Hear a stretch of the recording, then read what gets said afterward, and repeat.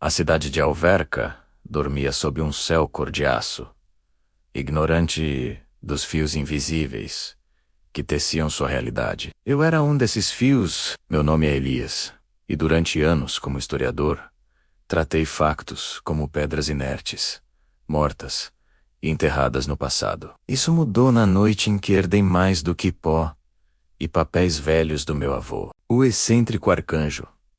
Herdei a sua chave, mas esta chave não abria uma porta comum. Abria um cofre escondido atrás de uma estante de livros na sua antiga livraria, o Nexo Esquecido. Dentro não havia ouro ou joias. O que encontrei foram os arquivos do véu. Um amontoado de diários manuscritos, fotografias de lugares que a geometria condenava, e mapas estelares, desenhados com uma tinta que parecia absorver a luz. No centro de tudo, um único artefacto repousava sobre veludo negro.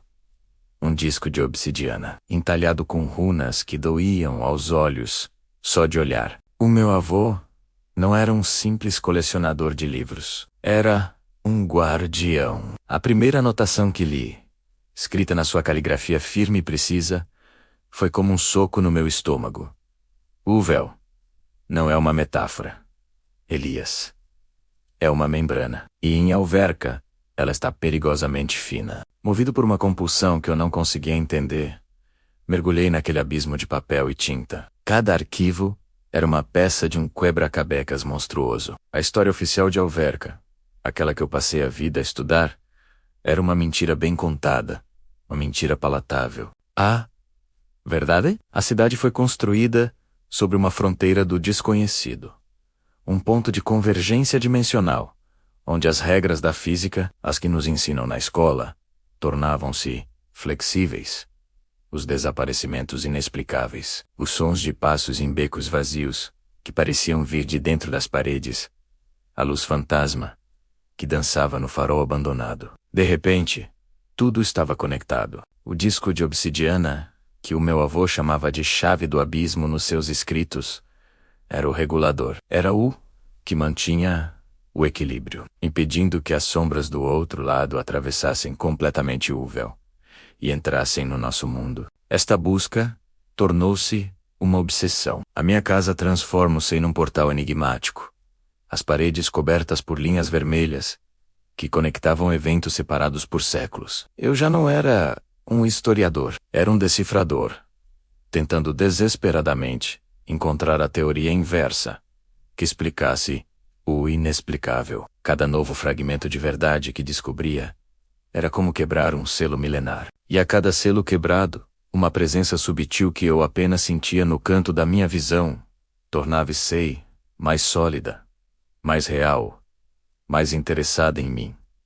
A crise chegou com um eclipse lunar. Os arquivos alertavam sobre isso. Durante a escuridão total, o véu ficaria tão tênue quanto uma teia de aranha. E a chave, sem um guardião para afirmar com a sua própria vontade, tornar-se a ela mesma num portal. A noite do eclipse caiu pesada e silenciosa. As ruas de Alverca esvaziaram-se, não por ordem de alguém, mas por um instinto primal de medo que todos sentiam na alma. No alto do farol, o ponto mais alto da cidade, o vértice do mistério, eu segurei o disco de obsidiana.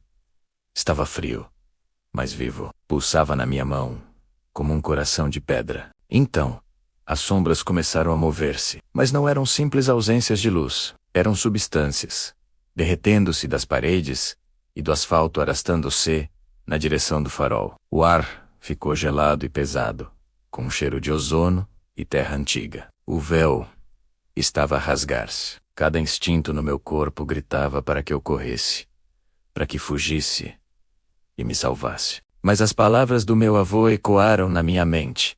Um guardião não empunha a chave como um escudo, Elias, mas como um farol. A tua convicção é o que mantém a escuridão à distância.